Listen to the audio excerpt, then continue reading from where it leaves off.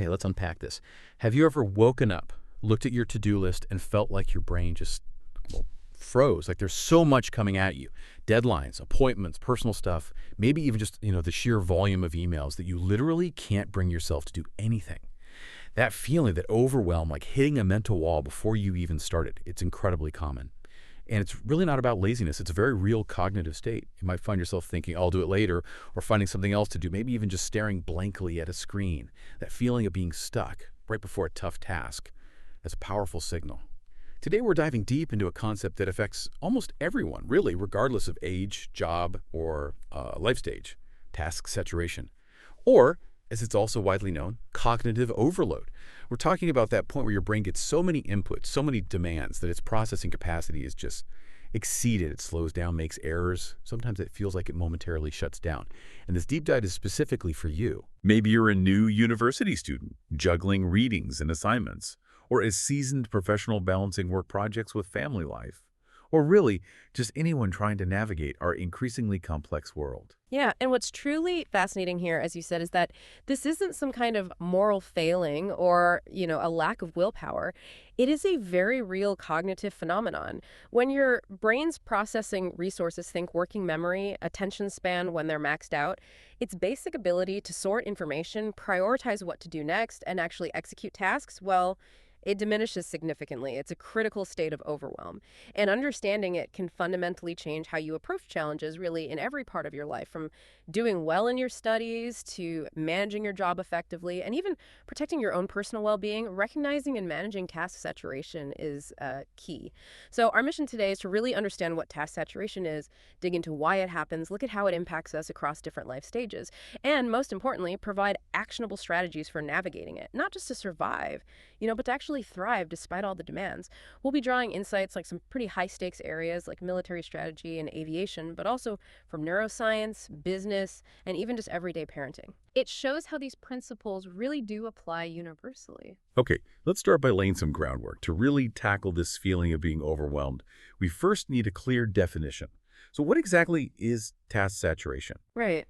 At its core, task saturation is basically a condition where an individual or even a group or a whole system becomes completely inundated, overwhelmed basically by too many tasks or demands hitting them all at once.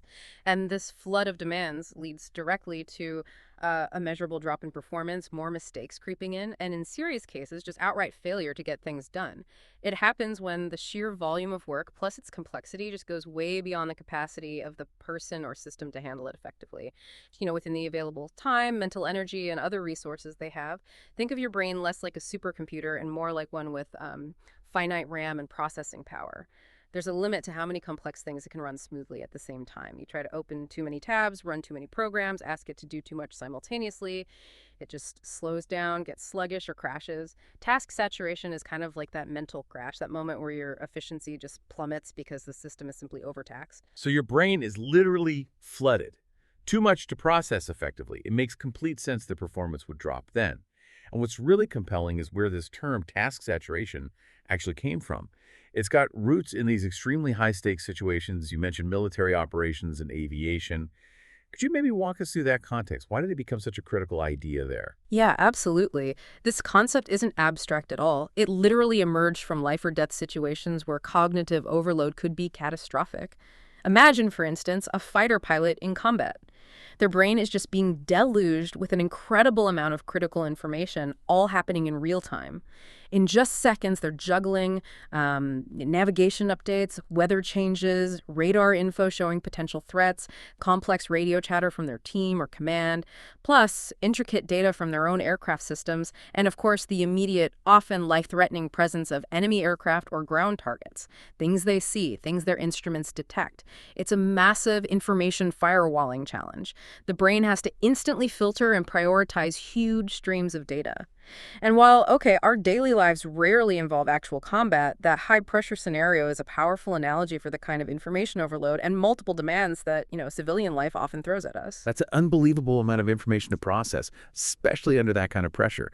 So when a pilot hits that level of task saturation in such a critical moment, What happens? What are the consequences? The consequences are, well, incredibly severe and immediate. In military and aviation, severe task saturation can lead to a complete loss of situational awareness. That means the pilot literally loses their mental map of what's happening around them, where they are, where allies and enemies are, the status of their own plane. And losing that awareness inevitably leads to poor decision-making and, tragically, can result in fatal accidents. For example, a pilot might get so hyper-focused on understanding complex radio instructions during, say, landing approach, that they completely forget to adjust their speed or altitude or maybe even overlook the crucial step of lowering the landing gear. Or they might be so overwhelmed by radar showing multiple threats that they miss a critical visual signal from their wingman. These aren't minor slips. They're direct, often fatal outcomes of the brain's cognitive limits being breached. It's a fundamental breakdown when the stakes are highest. It really highlights how, fragile our cognitive systems can be under extreme load. Wow. It's starkly clear how serious this is in a cockpit, where split-second decisions mean life or death. But how do we connect that back to our own lives?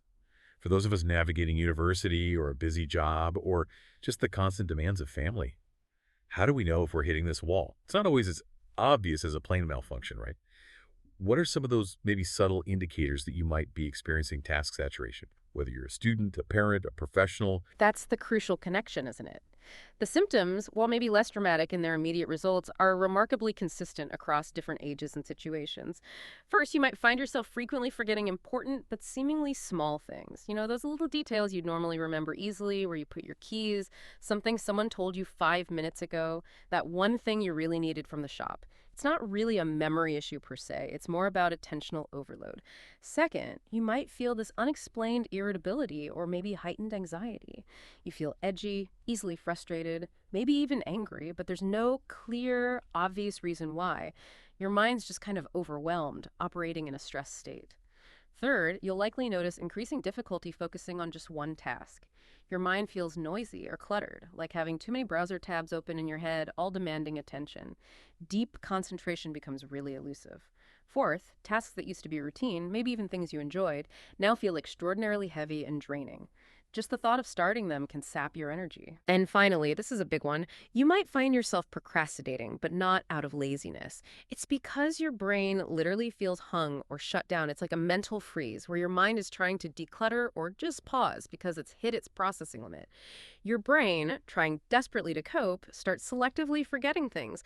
And unfortunately, some of those forgotten items can be pretty important. Those symptoms are incredibly relatable.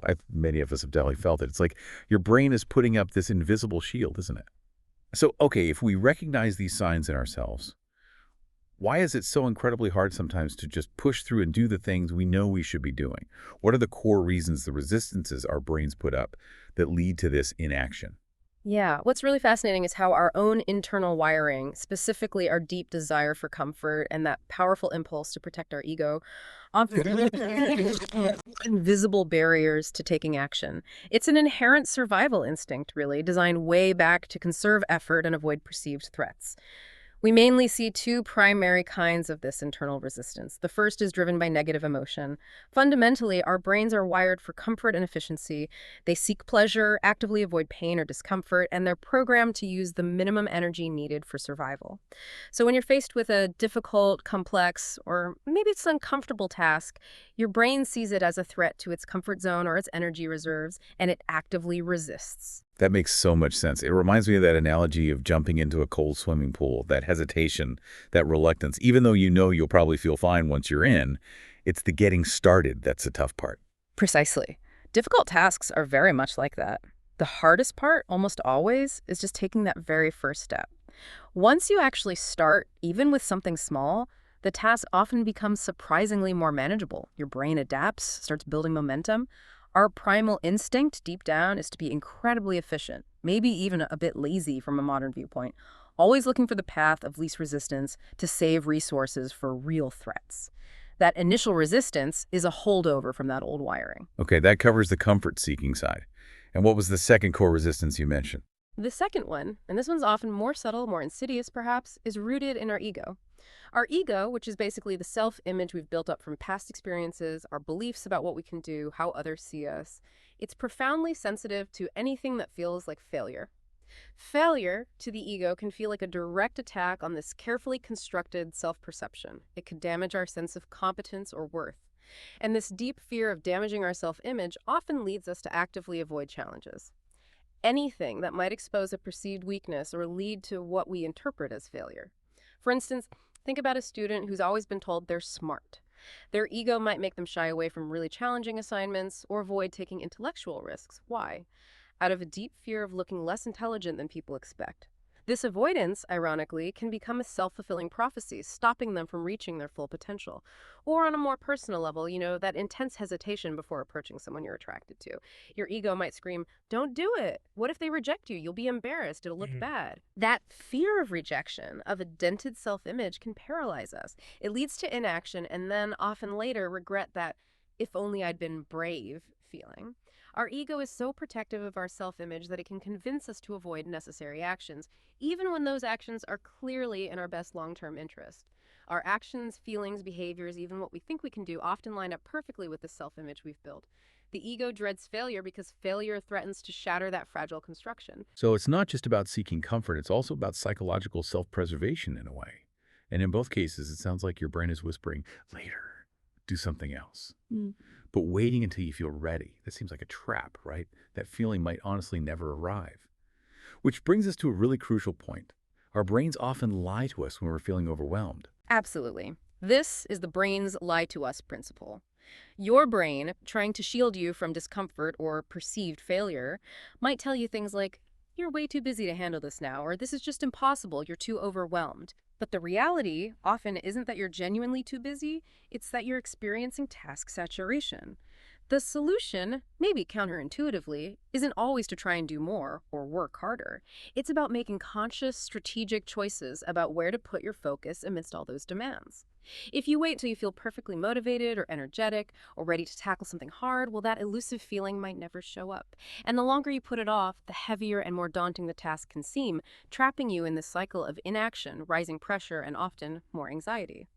This principle tells us we often need to act despite the feeling, not wait for the feeling. That's really eye-opening. Understanding why our brains push back is such an essential first step to breaking free. Okay, now let's shift gears to the how. What are the practical strategies, the actual tools and mindset shifts we can use to fight back against task saturation and pull ourselves out of that mental quicksand? Let's start with individual mental shifts, the mindset adjustments. Excellent question. The very first and arguably the most critical step is acceptance. You need to genuinely recognize and really profoundly accept that you are currently in a state of task saturation. This means acknowledging a fundamental truth.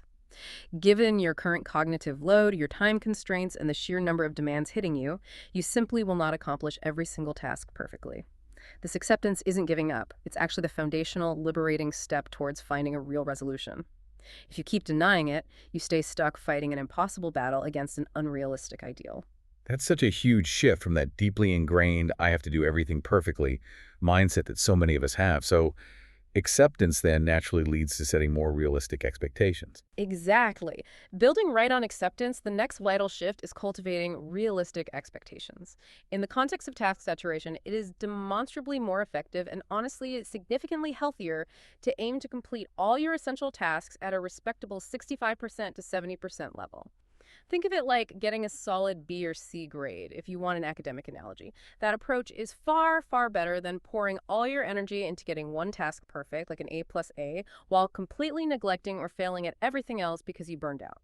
And this applies everywhere, to university students juggling multiple courses, to professionals managing a portfolio of projects, even to parents balancing countless demands at home and work.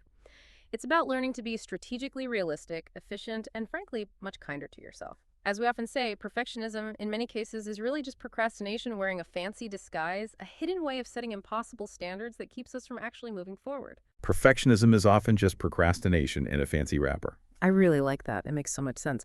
All right, so once we accept our limits and become more realistic, how do we reframe that intense pressure we often feel when things pile up? The next key mindset shift is to reframe pressure. When something feels overwhelmingly difficult, instead of instinctively seeing it as proof of your own weakness or inadequacy or impending failure, deliberately choose to view it as a sign of growth. Challenges are precisely the situations where strength is built and our capacities expand. The real difference between people who consistently achieve their goals, the truly successful ones, and others, isn't just raw talent or smarts. It's their deep willingness to start acting and keep moving forward even when they don't feel motivated, even when the task feels heavy, uncomfortable, or daunting. This feeling isn't about you being weak. It's a clear signal you're operating in a high-pressure, high-demand zone. The solution isn't just to grit your teeth and work harder until you break. It's to work smarter, more strategically, and develop that internal resilience to manage yourself within the chaos. And when that chaos inevitably hits, a sudden crisis at work, an unexpected demand at home, how do we make decisions without falling into panic mode? This brings us to a really powerful principle, one that's deeply embedded in military and high-stakes training: mission over emotion. When you're overwhelmed, feeling anxious, maybe starting to panic, do not let those intense emotions drive your decisions. Instead, deliberately, immediately, bring your focus back to the core mission. What is the ultimate goal right now? This raises a critical question you should internalize. When chaos strikes, can you ask yourself, what is the one single thing that, if I ignore it right now, will cause everything else to collapse? And then with laser focus, direct all your immediate attention and energy there. Consciously put the emotional reaction on hold until that critical immediate task is handled. This discipline helps you stay calm, think clearly, and be incredibly effective under extreme pressure. It lets you operate with strategic clarity instead of just reacting in panic. Those mindset shifts are incredibly powerful foundations. But how do we translate them into concrete actions? What are the practical techniques we can use to break that paralysis of task saturation and actually start making progress? Right, the practical side. Probably the most fundamental technique, especially for those moments when your rational brain feels hijacked by overwhelming emotions like nervousness or fear, is something the CIA often calls do the next fastest thing, or operational prioritization. In those moments of intense pressure, time becomes your most valuable, most finite asset. It's the one thing you can't make more of. So the question you ask yourself is deceptively simple, but remarkably reliable. What is the very next task I can carry out in the absolute shortest amount of time? It might sound basic, maybe even too simple to work, but its simplicity is its strength. When you're overwhelmed, you can't really argue with the objective fact that some tasks just take less time and effort to start and finish than others. This technique bypasses that emotional paralysis by forcing immediate, small, tangible action. It sounds so simple, almost too simple. But I guess in moments of extreme pressure, simple really is powerful. To give us an example, maybe something high stakes that makes it really clear. Sure, let's take that military idea but make it more immediate, personal. Imagine you're in a foreign country, maybe involved in a sensitive meeting, and suddenly things go sideways. You and your team are in a potentially dangerous spot. In that instant, your brain floods with task saturation, fear, uncertainty, a million potential actions. Using the next fastest thing principle, your focus shifts from trying to solve the whole crisis at once to just executing the immediate fastest action. That might be as simple as saying understood to your partner, acknowledging the threat, then immediately taking cover, dropping down, moving behind something solid. Fast, high-impact actions. Once you're behind cover, the next fastest thing is to quickly scan your immediate surroundings. Where are the threats? Where are your allies? What are your immediate options for defense or escape? You're not trying to be a hero or fix the whole complex problem in one go. You're systematically making the fastest decision that gets you one step closer to safety, clearing one immediate task to create mental and physical space for the next one. This builds crucial momentum and dramatically cuts down the overwhelming number of decisions you have to make, pulling you out of that state of paralysis bit by bit. That example really drives home how this technique cuts through the noise. But what about our everyday struggles? Like when we're just feeling unmotivated to start a big university paper or a complex work report? Yes, for those very common moments of low motivation, there's a fantastic and widely useful technique from James Clear's book, Atomic Habits. It's the 2-minute rule. It's incredibly simple and psychologically smart. Just commit to doing a task for only 2 minutes. If you're dreading writing that long essay, tell yourself, I'll just write for 2 minutes. If you're putting off exercise, commit to just 2 minutes of stretching or light movement. The brilliance here is that it makes the task seem so small, so unintimidating, that the brain's resistance to starting that negative emotion and ego fear we talked about gets largely bypassed. And often, once those first 2 minutes are up, you find yourself naturally slipping into a flow state, that zone of deep focus where you actually feel comfortable continuing. You've overcome the initial inertia. It's like a rocket using most of its fuel just to get off the launch pad. Once it's moving, it takes way less energy to keep going. Those 2 minutes are like your mental launch sequence for building positive habits without that initial overwhelm. And what if even that 2-minute hurdle feels too big? Sometimes when you're really saturated, it feels impossible to get yourself to start anything at all. Right. In those moments of really acute paralysis, when even the 2-minute rule feels like too much, you can try combining it with Mel Robbins' powerful the 5-second rule. This is a technique specifically designed to break that cycle of overthinking and procrastination. It interrupts the brain's tendency to hesitate and make excuses. It's incredibly simple. When you feel the urge to act on something you know you need to do, or even when you just identify that next fastest thing, you immediately count down, silently or out loud, 5, 4, 3, 2, 1, and then physically take action. Move. That countdown is a deliberate mental trick. It forces movement and commitment before doubt, fear, or excuses can fully form and take hold in your mind. It literally hijacks your brain's resistance, pushing you from thought into action. Our brains are so visual, aren't they? They process images much faster than abstract ideas. How can we use that to our advantage when tasks feel overwhelmingly huge? You've hit on a really crucial point about how we process things. Instead of thinking about, say, writing a whole book, which sounds incredibly daunting and can instantly trigger overwhelm and a feeling of impossibility, reframe it visually. Think writing one paragraph, or maybe even writing just the first sentence. That smaller, more manageable piece is something your brain can actually visualize and accept as achievable. The same applies to any large project. Break it down into tiny, visually graspable individual steps. This cognitive chunking makes it significantly easier to start because your brain sees the task as less threatening and more within its immediate grasp. That really does make tasks feel lighter, more approachable. Now, we talked about how our brains can sometimes act like spoiled children just wanting comfort. How do we effectively motivate them with incentives to tackle the harder stuff? You're right. Treating your brain strategically, almost like that spoiled child needing carefully managed incentives, can be remarkably effective for motivation. This is where the idea of batching comes in, strategically mixing hard tasks with immediate, enjoyable rewards. The key is to set clear, non-negotiable rules for yourself. Finish a challenging task, then you get a small, immediate reward. For instance, you might tell yourself, okay, if I complete this draft of this difficult work report, then I can spend an hour chatting with friends. Or, after I finish this really tough set of practice problems for my engineering class, then I'll let myself watch one episode of that show I like. The critical, non-negotiable part here is the reward must always come after you successfully finish the task, never before. If you reward yourself first, your brain quickly learns that procrastination gets rewarded, making it even harder to motivate yourself next time. The carefully placed reward acts as a powerful incentive, making the initially unpleasant task much more tolerable. And when our brains are overloaded, we often get that selective forgetting, missing important details. How do we make sure we don't let crucial things slip through the cracks? That's a classic frustrating symptom of task saturation. To actively fight this selective forgetting, it's incredibly helpful to write down your key tasks. Don't rely on your overloaded brain to remember everything. Its capacity is just too strained right now. Instead, take maybe 5 minutes at the start of your day or week to list the 3 to 5 most important high-priority tasks that absolutely must get done. If it helps, maybe categorize them by project, by client, by area of life, just to give your overwhelmed mind a bit more structure. The simple act of getting priorities out of your head and onto paper helps your brain acknowledge progress, clarifies what's truly critical, and keeps a realistic view of what's essential versus just, urgent noise.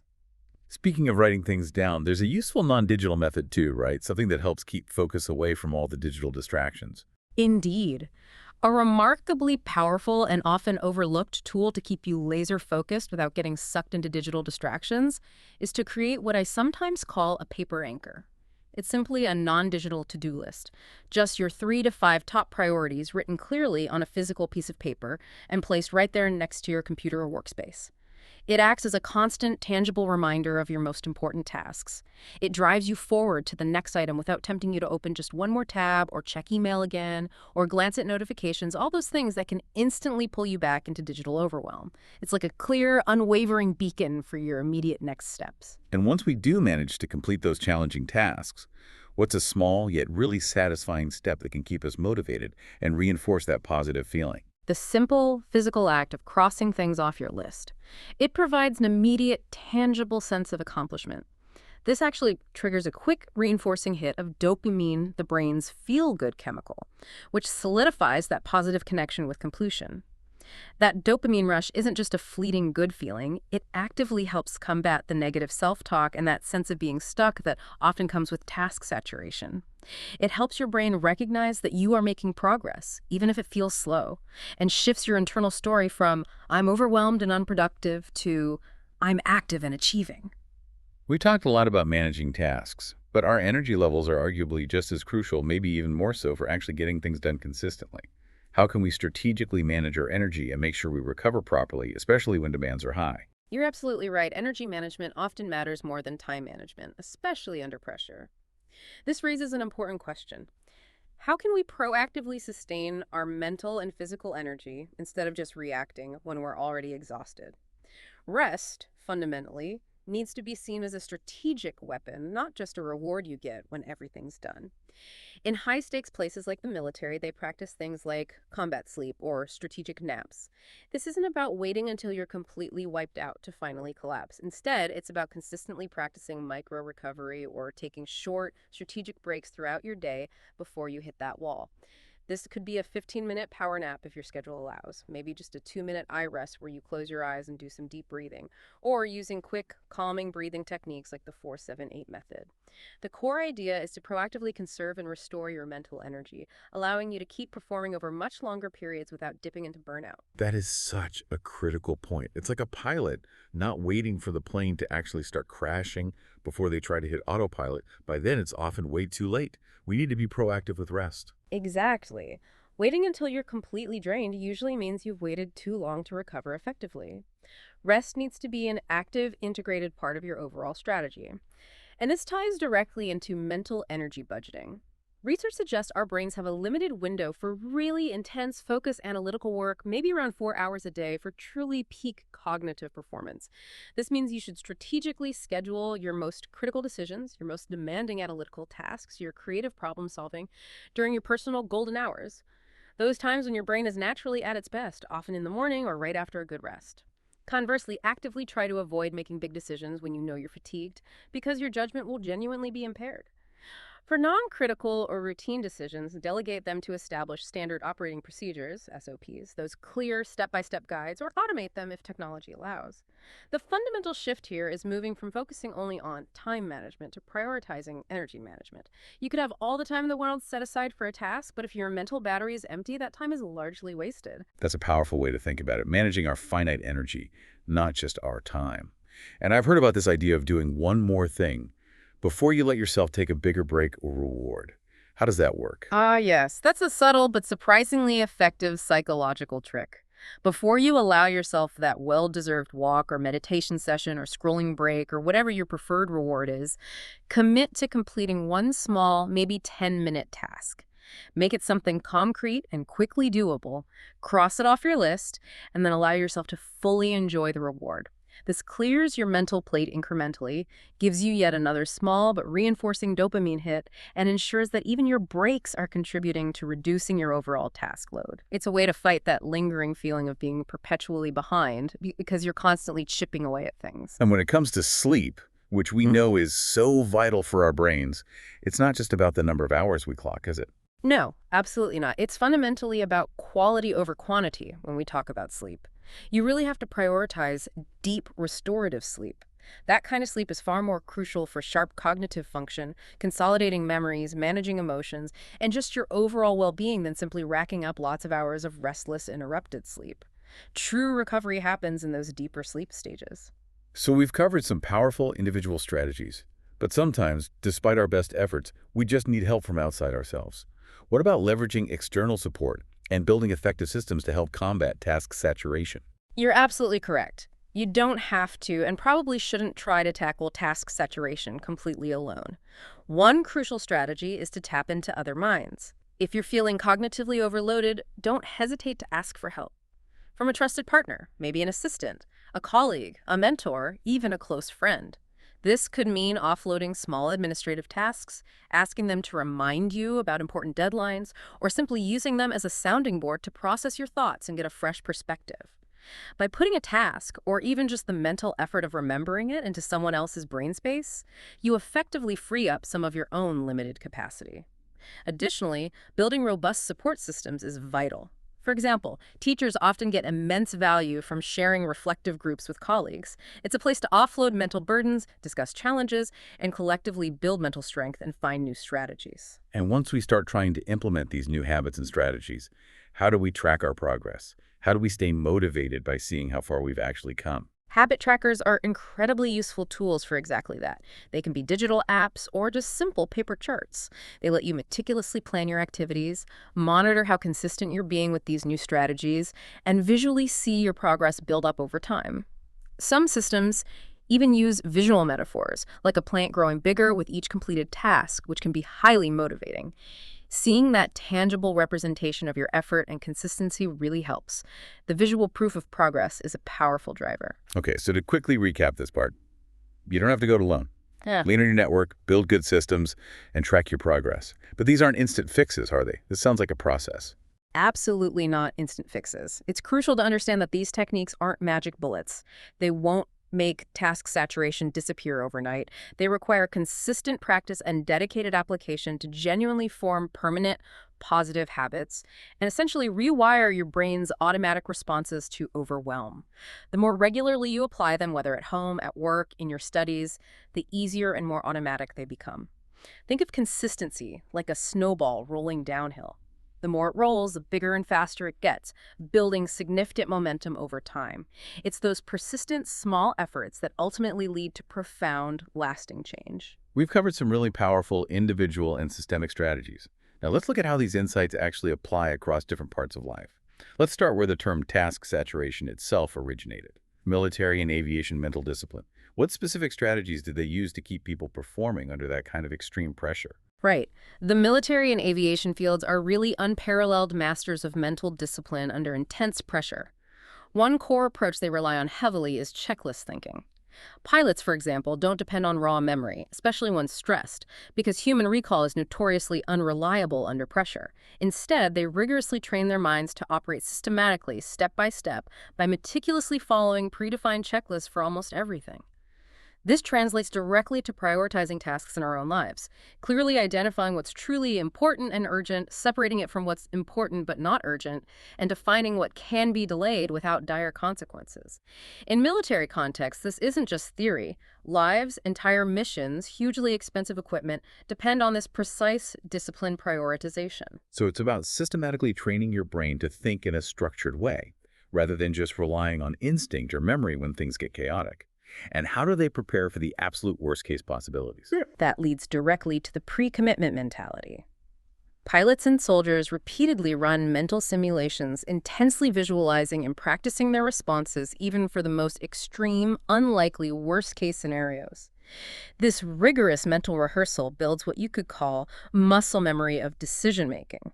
So if an engine suddenly fails at a critical moment or an unexpected threat pops up, they don't have to pause and think from scratch. They just do what they've already trained for hundreds of times in their head. Under pressure, their actions become almost automatic, bypassing that paralysis of overthinking that can cripple someone who's unprepared. It allows for immediate, effective action instead of being frozen by indecision. That's fascinating, basically building a pre-programmed reaction to chaos. Yeah. And how do they decide what absolutely cannot be allowed to fail no matter how overwhelming everything else feels? They establish no-fail zones. These are the absolute, non-negotiable priorities, the mission-critical elements that, if compromised, would jeopardize the entire operation or even lives. For a pilot, a no-fail zone might be maintaining cabin pressure or ensuring essential flight controls are working. If that fails, nothing else matters. We can adapt this powerfully to our own lives. For a university student, a no-fail zone might be getting enough sleep before a major exam so they're mentally sharp. For a professional, it could be ensuring a key client report is accurate and submitted on time. For a parent, it might be consistently ensuring their child's basic needs, food, safety, emotional connection are met. Identifying these absolute priorities helps you know exactly where to focus your limited energy and attention when everything else is screaming for it. It sounds like having that unwavering focus on your ultimate non-negotiable goals, even when everything else is pulling at you, is really essential. And lastly, how do they make sure they keep learning and improving from every experience, whether it went well or badly? They rigorously conduct after-action reviews, AARs. After every mission, every flight, every significant operation, they systematically sit down and review. What went well? What didn't go as planned? What could we do differently next time? This isn't about assigning blame or dwelling on mistakes. It's about fostering a deep culture of growth mindset and learning across the organization. Mistakes are consistently framed as invaluable learning opportunities, not as personal failures to be shamed of. Applying this kind of structured review process, maybe weekly, in our own academic, professional, or even personal lives, can be incredibly transformative for continuous improvement and for building resilience against future task saturation. These insights from high-stakes environments are clearly incredibly powerful and transferable. Now let's bring it into the world of business, which, as you've hinted, can be incredibly chaotic, especially for entrepreneurs. How do you, maybe drawing on your street smart perspective, handle task saturation when demands are flying in from all directions? Oh, the entrepreneurial world is a constant battleground for managing task saturation. I mean, on any given day, I might be facing a barrage of urgent stuff, making sure suppliers get paid, dealing with an employee calling in sick unexpectedly, handling customer returns, navigating complex tax forms, responding to urgent client demands, all hitting me at once. It's a classic recipe for task saturation. And if I don't have a really clear filter for priorities, I quickly get stuck, start to panic, or make fundamentally bad decisions. I definitely learned the hard way that spending hours chasing a small, overdue invoice can mean completely missing out on landing a major, high-value contract. You have to choose. So how do you stop that relentless business overload from leading to inefficiency or even bigger problems? What are your key strategies? I rely on several core strategies that have become almost automatic now. First, I enforce a strict daily decision limit. I consciously cap myself at making, say, a maximum of 3 truly major, high-impact decisions per day. If more big decisions pop up, I either delegate them to someone capable on my team or I explicitly push them to the next day's list. Your brain, like we said, has finite energy, like a battery. You just can't afford to drain it early on things that might feel urgent but aren't ultimately the most critical. Secondly, and this one is crucial, I break tasks by value, not just by deadline. I absolutely refuse to just tackle tasks based on who yelled loudest or which email arrived first. Instead, I ruthlessly focus on the tasks that will have the highest impact on revenue, on long-term growth, on our reputation. It's kind of like a military commander deciding which battlefront is actually most important for winning the overall war. A noisy client demanding attention for a small routine order might not be as strategically vital as putting together a meticulous proposal for a huge new project, even if the small client's email landed first. That's a brilliant way to think about strategic prioritizing. How do you keep your team on the same page with these often shifting priorities? Right. For clarity and team alignment, I use a system I call daily priority zones, which is directly inspired by those military command structures. Every day, I categorize tasks into 3 zones. A red zone, these are tasks that absolutely must get done today. Fatal or catastrophic consequences if they slip. A yellow zone, these are important, but they can realistically wait a day or 2 without major harm. And a green zone, these are the nice-to-haves, things we tackle only if time genuinely allows after the red and yellow zones are handled. I make this visible, maybe on a whiteboard or a shared digital board every single day so the entire team knows unequivocally where the focus is. The reality is not everything will get done, but the red zone never gets dropped. It forces clarity and collective focus. And this brings us back to that vital question we keep mentioning. When chaos or overwhelm hits, can you ask yourself, what is the one thing that, if I ignore it, will cause everything else to fail? And then put all your energy there. And in today's world, with constant digital pings, emails, messages, notifications, how do you manage to actually close off those information channels and maintain focus? That is a monumental challenge for everyone now, isn't it? I address it with what I call close information channels, or maybe more broadly, information firewalling. I set very specific, non-negotiable, no input times during my day. For example, maybe from 9 a.m. to 11 a.m., I absolutely do not check WhatsApp, email, or any social media. 0. During those blocks, I focus exclusively on deep work, execution work that requires concentration. It's like a pilot during takeoff. No minor chat or distraction can interrupt that critical phase. What's fascinating is that even top CEOs are now being intentionally coached to read fewer than, say, 10 truly important emails a day. They strategically delegate the rest precisely to protect their focus for high-level strategy. This principle also leads to a more sustainable approach long-term. I've really learned that achieving 60–70% stable is better than 100% ambition leading to total failure. Consistency in getting most things done well enough is far superior to aiming for perfection everywhere, burning out, and then failing completely. It's not a competition about who's busiest or works the most hours. It's about who is wisest in choosing their focus and sustaining their energy over the long haul. These business strategies clearly come from a deep understanding of how humans operate under pressure. Now let's shift again and look at how task saturation plays out in parenting and education, starting with children. How do we even introduce a complex idea like managing overload to young kids so they can understand it? Right. For young children, especially in those early years like kindergarten, we obviously don't use terms like task saturation. Instead, we subtly teach the concept through simple choices and gentle limits. For instance, you might ask, okay, after your nap today, do you want to draw with crayons first or build with Lego first? Or maybe, wow, there's so many fun things we could do today. We can't do all of them, so let's pick just two that you're most excited about. Children actually learn incredibly well from gentle limitations, not from being forced. This approach helps them gradually develop essential decision-making skills and implicitly learn to manage their energy and expectations from a really young age. It also involves constantly reinforcing that they are loved and valued for who they are unconditionally, not just for what they achieve. You can use simple analogies too, like explaining their energy is like a phone battery. If they use 70% for one big activity, there's only 30% left for other things, so they need to choose how to use it best. That's a very intuitive way to introduce energy limits early on. What about older children, maybe teenagers, especially those who might be struggling with perfectionism in school or their activities? For older kids and teens, particularly those showing perfectionist tendencies, it's absolutely vital to help them internalize that not everything needs to be perfect. Our culture today, unfortunately, often subtly ties love, acceptance, even self-worth to high achievement and flawless performance. So as parents and educators, our first job is making sure they genuinely know they are loved for who they are, regardless of grades or outcomes. You can share your own experiences, talk about how even as adults we have to prioritize. Some work tasks need near perfection, but for many others, good enough is exactly what's needed to move forward. Use relatable examples from their world, maybe even fictional ones like SpongeBob, Characters who mess up frequently but stay happy, resilient, and always try again. This helps teach them that failure isn't the end. It's a natural, valuable part of learning. And it's okay not to finish everything perfectly as long as they understand their priorities. It really sounds like parents need to manage their own task saturation effectively to be good role models for their kids. It's a kind of full circle challenge. Absolutely.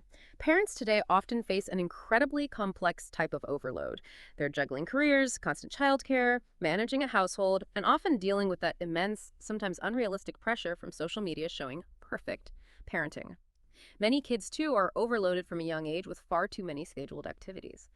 The solution for parents isn't necessarily about duration spending every single waking moment with their kids. It's about prioritizing quality presence. For instance, 20 minutes of genuinely focused, present, uninterrupted conversation with your child where you're truly listening is far more impactful than 3 hours spent in the same room while distracted by your phone or work emails. Parents can also strategically schedule short daily rituals, like always having breakfast together, a quick morning hug routine, maybe evening story time or prayers. These consistent little moments act as powerful emotional anchors, helping kids feel secure and connected even when parents are incredibly busy.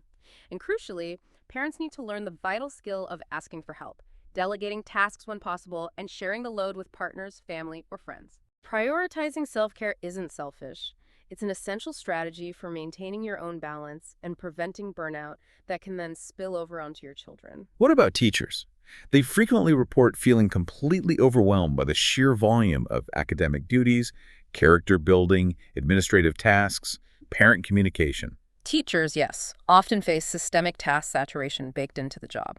A key strategy for them can be to consciously segment their roles, maybe dedicating specific blocks of time primarily to academic instruction versus character development versus administrative work. Applying that military-inspired 3 daily priorities rule can also be immensely helpful. Identify the 3 most critical things for that day and let other tasks fit in around them as capacity allows. Teachers also desperately need scheduled recovery windows built into their week or even their day. Rest and mental breaks can't just be pushed off until the long school holidays. And building strong support systems with colleagues, perhaps through short, informal, reflective sharing groups, can significantly bolster their mental resilience and provide a vital space to share the load and strategies. And thinking about university students who suddenly face this explosion of diverse academic demands, often across very different fields, how do they navigate task saturation effectively? University students, especially those juggling very different subjects, say linguistics, economics, and engineering all at once, often experience what's called cognitive fragmentation. Their brains are constantly being forced to switch between completely different ways of thinking, different theoretical models, different problem-solving approaches. A really effective strategy here is to literally separate work contexts. Use different times of day or even different physical locations for different types of cognitive work. For instance, maybe dedicate mornings exclusively to formal research and writing for humanities courses, and afternoons to complex problem sets for engineering. And crucially, build in buffer time, short mental breaks between switching these intense mental activities. Give your prefrontal cortex, the brain's CEO, a chance to reset and reorient. Some highly effective students even create distinct work personas to help mentally compartmentalize their different academic roles, allowing them to focus intensely on one before shifting gears. That makes a lot of sense, almost like an actor consciously switching into a different character for a different scene. What about economics students? They study optimization and efficiency in theory, but often find their own lives are anything but optimal. Yes, the perfect irony. For economics students, this is the ideal opportunity to apply concepts of personal microeconomics to their own lives. They need to really understand and internalize opportunity cost. What are you actually giving up by trying to do everything? They should recognize the marginal utility of effort. Often, putting in 80% effort gets you 90% of the result, which is usually good enough for most things. That last 20% of effort for the final 10% gain often requires disproportionately more energy and contributes heavily to burnout. Their focus should shift to maximizing their return on energy, ROE. Pour your mental and physical effort into high-impact tasks like a crucial thesis or a major project with big returns, and strategically minimize effort on lower impact or uncertain outcomes like minor committee work or internal politics. If everything is treated as the highest priority, then really nothing is. And for students in fields like mechanical engineering, who have both physically demanding hands-on tasks and mentally intense analytical work, how do they manage that unique kind of sensoromotoric pressure? Students in fields that blend physical action with intense mental work, like mechanical engineering or maybe even surgical training, face a unique challenge called sensoromotoric pressure. Their brains are constantly multitasking, switching between precise physical movements and complex mental calculations or design problems. The most effective strategy here is to consciously segment body and brain rhythms. Set aside dedicated time for purely analytical thinking, completely separate from time allocated for physical, hands-on workshop or lab time. They should regularly use micro-resets throughout their day, simple but powerful things like 3 minutes of deep breathing or just closing their eyes for a 2-minute mental break to disconnect. And above all, like many others, they must prioritize deep, restorative sleep. Sleep quality is even more crucial than quantity for both physical recovery and peak cognitive function in these demanding fields. What about medical students? They're under immense, often life-or-death pressure, and frequently face high rates of clinical burnout during their training. Medical students, yes, especially during those incredibly demanding clinical rotations, are extremely vulnerable to clinical burnout. The system itself, often relentless and unforgiving, doesn't always adequately support their stamina or mental health. The key insight for them is often accepting a hard truth. Optimal, perfect performance simply isn't always possible under conditions of extreme fatigue and chronic stress. Their focus has to shift towards achieving enough, towards being safe and competent, rather than striving for an unattainable perfection in every single interaction or procedure. They should proactively integrate strategic microsleeps or deep breathing techniques into their very brief breaks between long shifts. And crucially, they need to practice self-affirmations, gently reminding themselves, "I'm not failing, I'm human." Helps maintain dignity, combats that crushing negative self-talk, and protects their mental health amidst overwhelming pressure. And for students heading into service-oriented fields, like education, social work, or nursing, who might face a different kind of overload, maybe empathy saturation. Yes, that's a very real phenomenon. Service-oriented students often grapple with empathy saturation, sometimes called social burnout. They give so much of themselves emotionally to help others that they can inadvertently drain their own emotional reserves and neglect their own deep needs. Effective strategies for them include regular self-reflective journaling, maybe each evening, to help process the day's emotional inputs and prevent them from accumulating overwhelming weight. They absolutely must learn to set clear and firm time boundaries for giving. A healthy ratio might be consciously allocating, say, 80% of their emotional energy to others during work or study time, but deliberately reserving 20% for personal self-care and regeneration. It's also vital for them to learn to recognize their own emotional alarm signs, early things like becoming easily tearful, feeling silent, simmering anger, or developing insomnia, Remember that powerful analogy. To light others, you need your own oil. You simply cannot sustainably pour from an empty cup. Self-care isn't a luxury in these fields, it's a professional imperative. And finally, for teenagers navigating those often confusing years of identity formation and intense fear of failure, how do they deal with what you called productivity guilt and the massive expectations often placed on them? For teenagers especially, productivity guilt is a classic and deeply unhealthy symptom of our modern task-saturated culture. It's that nagging feeling of anxiety or guilt when they're resting, playing, or doing anything non-productive. It's absolutely vital for them to understand that rest, downtime, and creative play are not just rewards. They are active, crucial components of healthy brain development and regeneration.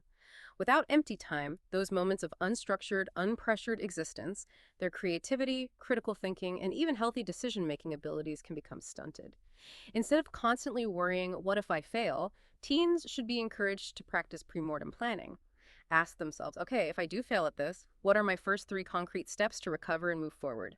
This approach gives their developing brains a sense of control and agency over potential negative outcomes, reducing the fear of the unknown. They should also get used to building mental notes or actual backup plans for important goals. Furthermore, we need to teach them that passion isn't something you just wait around to magically find. It's actively built and discovered while you're doing things, while trying stuff out, not while paralyzed by indecision. They should learn to measure their energy levels, not just their fleeting interests, and maybe even practice self-tracking identity, noticing how their interests, values, and priorities change over time. Ultimately, success for teens isn't about constant grinding work. It's about developing the wisdom to know when to push hard and, just as importantly, when to intentionally pull back and recharge. It's become really clear that communication and technology, while designed to make life easier, also play a huge, often overwhelming role in modern task saturation. How does that show up, especially in large organizations like the military you mentioned? That's a critical point. The shift in many organizations, including the military, from traditional top-down command structures to more flat communications where information flows more freely across ranks, was intended to promote inclusivity and speed. But it often inadvertently creates massive email overload. Suddenly, everyone is copied, CC'd on practically everything, resulting in this overwhelming, undifferentiated flood of information hitting everyone's inbox. The solution isn't necessarily to ditch flat comms entirely, but to explicitly and rigorously teach people how to process it effectively. When is it okay to just skim? When do you need to read in detail? When should you file something for later? What's the real difference between being in the to field versus the C field? Without this explicit training, people waste months, even years, just experimenting, failing, and inefficiently trying to cope with the sheer volume. That makes so much sense. It's like giving someone a powerful fire hose, but not teaching them how to aim it, and then wondering why everything's soaked. And what about the sheer amount of detail within those communications? Another significant and often overlooked issue is detail overload. While the military rightly values meticulous attention to detail in critical situations, this can unfortunately bleed over into an unhealthy habit of packing excessive detail into everyday communications like emails and briefings. You might see presentation slides crammed with 700 words in tiny font. It just overwhelms the recipient. We desperately need to teach mental highlighting, the crucial skill of quickly and accurately identifying the truly critical nuggets of information buried within all the filler language. The goal should always be brevity and clarity. Think about how you naturally communicate with a very senior, very busy leader, maybe a 3-star general or a CEO. You'd get straight to the point, the bottom line up front. We should apply that same intentionality and strategic brevity to all our communication to save everyone's precious time and cognitive energy. This really raises an important question. When communication channels are just flooding us, how can we bring more intention to how we interact, rather than just passively reacting to every single notification? Exactly. And beyond just how we communicate, there are often significant systemic technology gaps that make task saturation worse. Many organizations still lack truly integrated smart task management software platforms like Asana, Monday.com, or even just really well-optimized project trackers in tools like Google Sheets. This forces people to rely on fragmented, ad hoc systems, endless email chains, disconnected spreadsheets scattered everywhere, maybe old shared drives. It makes tracking tasks and collaborating incredibly clumsy, inefficient, and it directly feeds that feeling of constant cognitive saturation. Even widely adopted platforms like Microsoft Teams, while powerful for collaboration, often aren't fully optimized for robust task management within organizations. Simple, consistent training on how to effectively use features like channels, tagging, and setting clear communication norms within these tools is absolutely crucial to get the most out of it. And then there's the constant challenge of leadership changes, which seem to disrupt any progress made in setting up better systems. Yes, transition challenges are a persistent and insidious problem, particularly in large dynamic organizations where people move roles frequently. Knowledge management and the effective use of systems often suffer badly because key leaders or experienced personnel transition out, leaving new teams to basically figure everything out from scratch, constantly reinventing the wheel. This means that systems, processes, even communication protocols need to be designed from the ground up to be plug and play. Or, as we sometimes say in the field, design it so someone could use it even if I were in a coma. So intuitive, robust, and well-documented that they can survive leadership changes and continue functioning smoothly without relying on individual memory or tribal knowledge. The mindset needs to be about building systems that are elegant, simple, supportive, and inherently easy to pick up, ensuring they actually live on and benefit the organization long after the current team moves on. We've seen how strategies from the military, business, and even everyday life can help us fight task saturation. Now, let's go even deeper into the kind of mental discipline that's forged in some of the most high-stakes environments out there. Let's start with the CIA's unique training versus therapy mindset. This sounds like a very proactive philosophy. It is a profound and fundamentally proactive way of thinking. The CIA invests enormous resources in training its recruits before they face extreme situations, sometimes for years. They focus on building resilience, cultivating a vast toolkit of skills, and developing the mental toughness needed to persevere through incredibly difficult, complex, and high-stress operations. This extensive, proactive preparation is specifically designed to avoid needing therapy after the fact. Therapy, in contrast, is typically a reactive treatment, offered after something stressful or traumatic has potentially impacted someone's psychology or brain chemistry. The agency actively looks for individuals who demonstrate the capacity to handle both conventionally good actions and sometimes actions that might seem terrible from an outside perspective, all while maintaining their composure, clarity, and effectiveness. This is because if an operative breaks under pressure, the stakes are simply too high for the mission, for national security, potentially for lives. It's a powerful testament to preparing for the storm rather than just cleaning up after it. It's about being profoundly prepared for what might happen, not just dealing with the aftermath. That's a stark contrast to how many of us often approach stress. And what about this idea of moral flexibility? That sounds quite, well, challenging on the surface. How does that concept fit into managing extreme pressure without getting overwhelmed? Yeah, what's truly fascinating here is how our innate wiring for survival and getting the job done often aligns with strategies that might seem unconventional from a comfortable distance, especially when critical outcomes are on the line. The CIA often draws a sharp line between ethics, which are seen as external, formalized professional codes, like laws or rules of engagement, and morals, which are internal, deeply personal beliefs about right and wrong. In their training, they might discuss concepts related to situational pragmatism or maybe outcome-driven decision-making. This involves the ability to accept that sometimes, in extremely high-stakes scenarios, you might have to take actions that feel deeply uncomfortable or even wrong in a conventional moral sense. For example, maybe using deception against a dangerous adversary to protect innocent lives, or taking an action that harms one person to save many. The focus shifts entirely to achieving the critical, ultimately beneficial outcome under immense pressure. Now, this isn't about promoting immorality. It's more about recognizing that in extreme survival situations, or when absolutely critical objectives are paramount, the human survival instinct often prioritizes self-preservation and mission success above standard moral conventions. Most people, on a fundamental level, probably possess an innate degree of this strategic pragmatism, even if they don't consciously think about it or apply it in their regular, less extreme lives. It's about making the incredibly hard, necessary choice when failure simply isn't an option, and the only path forward involves navigating morally uncomfortable actions to achieve a vital result. That's definitely a challenging concept to grapple with. But in the context of their unique mission, I can see the pragmatic logic behind that intense focus on outcomes.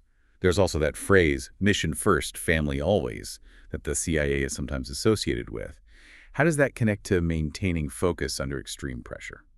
That phrase, mission first, family always, within the CIA context, is a very powerful expression of absolute loyalty to the organization and its overarching mission, placing it above all else, even deeply personal relationships.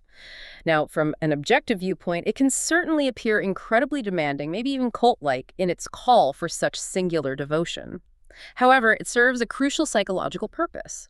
It powerfully reinforces the principle of having one single, clear, overriding, non-negotiable priority when you're operating under extreme pressure. In those moments of intense task saturation, having that one ultimate goal that trumps all other distractions or emotional pulls provides an unwavering anchor.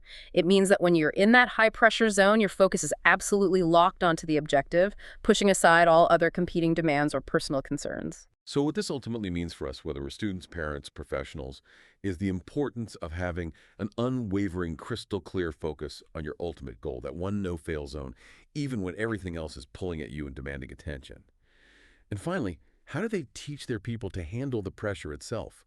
Not just the tasks, but that internal physical feeling of stress and fear. The core lesson here often boils down to tame yourself, not the storm. The fundamental truth is that the stress, the chaos, the pressure, it doesn't necessarily have to disappear for you to perform effectively.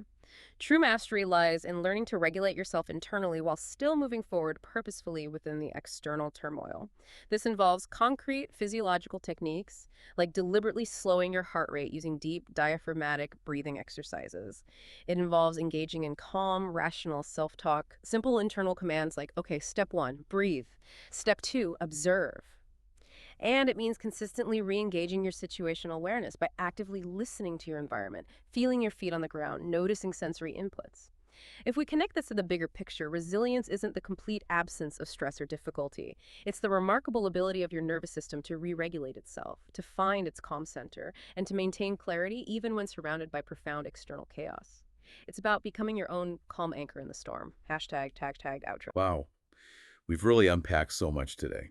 We've gone from the intense pressure of the battlefield and the clandestine world of intelligence all the way to the demanding realities of the university lecture hall, the fast-paced corporate world, and even our own busy kitchens at home. The core message that keeps coming through seems clear and consistent. Task saturation isn't just an unavoidable part of modern life. It's a very real cognitive phenomenon. It's not a personal failing, it's not a character flaw, it's definitely not laziness. It simply means your brain's processing power is temporarily overloaded. And crucially, while that feeling of task saturation might be inevitable sometimes, how we choose to respond to it is entirely within our control. Indeed. We've explored how our brains are naturally wired to resist difficult things, driven by that fundamental desire for comfort and a powerful, almost instinctual drive to protect our ego from anything that feels like failure. And we've seen that you truly cannot and probably shouldn't even try to do everything perfectly all the time. The key to navigating this complex modern landscape is rigorous prioritization and, crucially, learning to strategically reduce the sheer number of tasks you commit to in the first place. And we explored a whole toolbox of practical strategies that, when we apply them consistently, can make a huge difference. Everything from the raw, almost primal effectiveness of do the next fastest thing in moments of sheer panic, to the gentle but powerful nudges of the 2-minute and 5-second rules, and the profound wisdom behind micro-recovery and smart mental energy budgeting. These principles, as we've seen, aren't just for one specific group. They apply universally across all stages of life, from new university students facing a whole new level of academic demand, to parents juggling endless responsibilities, to seasoned military leaders making life or death choices. And this brings us back to a foundational truth. Consistency in applying these strategies is absolutely vital for long-term change and building lasting resilience. They aren't instant solutions or magic pills. They are habits, mental frameworks, and disciplines that need to be cultivated and practiced with unwavering consistency over time. Each small, consistent action builds momentum, like that snowball getting bigger as it rolls downhill, making even the hardest tasks feel progressively easier and more manageable in the long run. So to really thrive in life, despite the constant presence of task saturation and the relentless demands we all face, we can offer some ultimate recommendations for you, the listener, to take forward. Firstly, actively cultivate intrinsic motivation. Try to shift your primary focus away from purely external rewards, things like grades, money, status towards internal drivers, things like genuine curiosity, finding a sense of purpose in what you do, the simple enjoyment of learning, and feeling a sense of personal autonomy. When you work for the deep satisfaction of learning, contributing, or mastering something, that sustained internal drive provides an incredible, almost unbreakable resilience. It helps you face difficulties head-on, even on days when you don't feel particularly motivated or in the mood. Secondly, consciously embrace imperfection and selectivity. Recognize that achieving a better average across the board, maybe completing all your essential tasks to a respectable, solid B-level standard, is often far superior, more sustainable, and ultimately more impactful than burning yourself out striving for unattainable perfection in one single area while neglecting or failing catastrophically in others. True wisdom often lies not in trying to do everything flawlessly, but in wisely choosing what genuinely matters most and what can simply be done well enough to move forward effectively. There's a profound liberation in that. Thirdly, prioritize your well-being as a core strategy, not as an optional luxury. View essential rest, active recovery periods, and intentional, quiet mental time not as rewards you earn after all the hard work is done, but as absolutely essential strategic components of your survival kit for sustained high performance. Your physical energy, your mental clarity, your emotional resilience, these are your most valuable finite resources. Budget them wisely, protect them fiercely, and actively invest in replenishing them. Fourthly, build and actively lean on your support system. You absolutely do not have to face overwhelming tasks completely alone. Don't hesitate to lean on others, delegate small tasks when appropriate, seek advice from mentors or trusted peers, or even just share the mental burden by talking things through with a friend or colleague. Proactively create robust systems, both personal and professional, that can help you function effectively even when you yourself are feeling overwhelmed. This allows you to offload some of that cognitive load onto external aids, technology, or the support of other minds. And finally, perhaps most importantly, always remember the power of consistency over intensity. Small, consistent actions repeated day after day are the true building blocks of permanent positive habits. They create unstoppable momentum over time. It's not about heroic, unsustainable bursts of intense effort followed inevitably by burnout. It's about continuously moving forward, even if it feels slow sometimes, even if it's just incremental progress, and relentlessly refusing to give up. Because that consistency, day in and day out, will ultimately make even the hardest challenges feel easier, more natural, and more achievable in the long run. If we connect all this to the bigger picture, perhaps the greatest victory in life isn't actually conquering every single task that comes your way. Maybe it's gaining the profound inner calm and wisdom to truly know which battles are worth fighting, which tasks are best delegated, and, crucially, which ones are wisest to simply let go of entirely. This raises an important final question for you, our listener.